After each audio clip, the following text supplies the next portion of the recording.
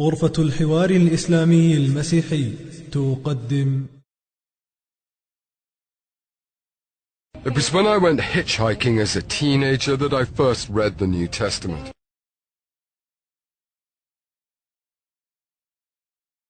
On that occasion, the driver who picked me up was a Christian, and we got talking. He said if I wanted to find out about God, I should read the Gospels. I wasn't travelling through the Egyptian desert at the time. I was actually on my way down to Exeter, hitching along the A303. But it was a turning point. And when I got home, I read the four Gospels, Matthew, Mark, Luke, and John, and I think really it was John that struck a chord with me, with its deep sense of Christian mystery, and its poetry, and its mysticism. That day was the first step on a journey that led to my ordination as a priest in the Church of England. But what I didn't know then was that these Gospels were only a fraction of the information we have about Jesus. In fact, over the last century, discoveries here in the Egyptian deserts have revealed that in the first 400 years after Jesus' death, there were in existence more than 20 Gospels, 15 apocalypses, and nearly 50 other texts about Jesus. So why do we only know of the ones in the New Testament? This is the story of a battle of words that spread across continents, that led to intrigue, forgery, condemnation. A battle in which texts fought against each other for acceptance in a fledgling faith. And what was at stake was the kind of faith that Christianity would turn out to be. If the Gospel of Peter had won out, Christians today might believe that Jesus never died. If the Gospel of Philip had won, Mary Magdalene might have been hailed as the first pope. If the infancy narrative of James had been accepted, I would have learnt in Sunday school that a child called Jesus caused his teacher to wither on the spot just for reprimanding him in class. In fact, if any of the different texts had ended up in the New Testament, Christianity today would look very different, or perhaps it wouldn't have survived at all.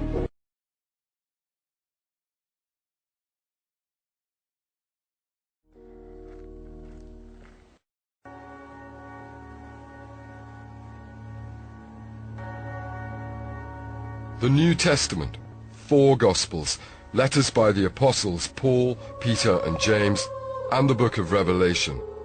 It's a collection of texts that our society has taken utterly for granted as the books that form the basis of Christianity. Certainly this apparently perfectly ordered set of texts are those I've had to absorb. I've had to study since becoming a priest in the Church of England. But throughout all my theological training and all the conversations I've had with other priests and Christian academics, we've never really discussed, I never really knew about the countless other books that didn't make it into the New Testament. This film is the story of my journey to uncover this treasure trove of lost literature, and through it, the very different forms of Christianity it represents. What I've discovered through them is a religion far removed from the sanguine, organized movement I believed it to be. وجدت مسيحية تختلف تماما عن المسيحية التي هي موجودة في الكنائس اليوم. These lost Gospels were discarded by early church fathers as heretical, and they were left out of the New Testament. But I've come to believe that without them, we can't begin to understand the origins of the Christian Church. These texts have reawakened in me a new fascination in Christianity and shown me what an extraordinary place the early church must have been. My journey begins in Egypt.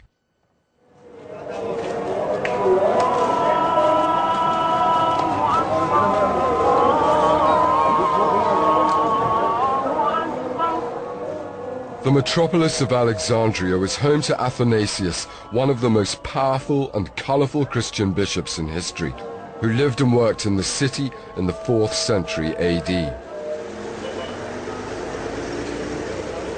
Described by one contemporary as a man whose face was radiant with intelligence, he wrote every year to all the Christians under his jurisdiction to tell them when to celebrate Easter.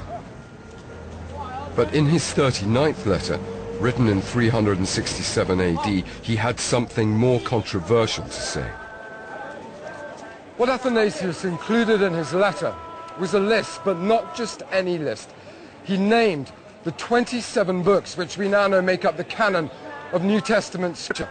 And he made it clear, he made it very clear, that it was these and only these that the church approved of as scripture.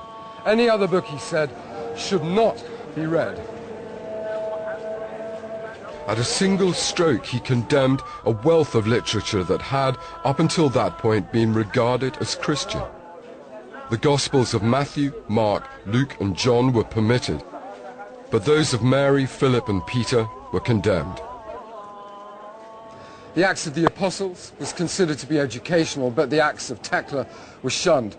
The first and second letters of Paul to the Corinthians were allowed, but I'm afraid the third one didn't make it. Athanasius's edict was remarkable because it was the first time anyone in the top echelons of the church hierarchy had suggested that only certain books would be tolerated.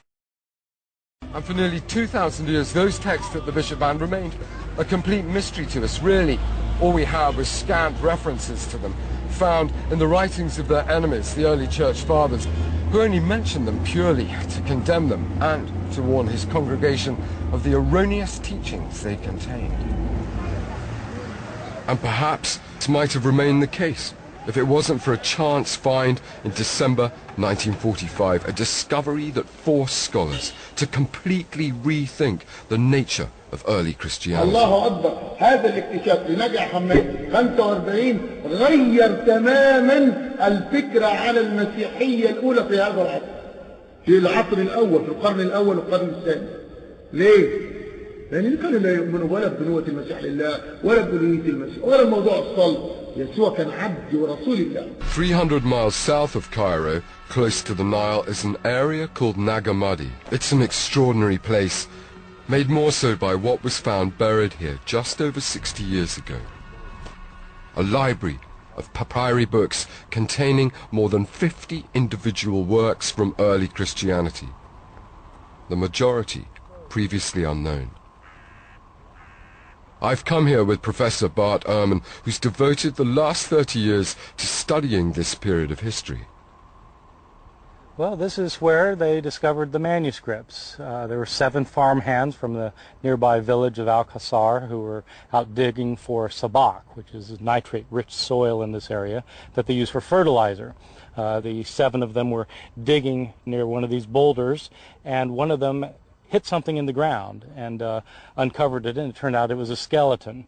Next to the skeleton, they found a jar. An earthenware jar, reddish color, that stood about 2 feet high. What was in it? And the jar was, they didn't know at first because the jar was sealed, in fact. There was a bowl over the top, and they were afraid to open the jar because they thought there might be an evil genie inside. And then after some reflection, they realized there might be gold inside, and so they smashed into it with their mattocks. And there wasn't gold or genie. There were some codices, some books. The books form the most significant collection of lost Christian writings.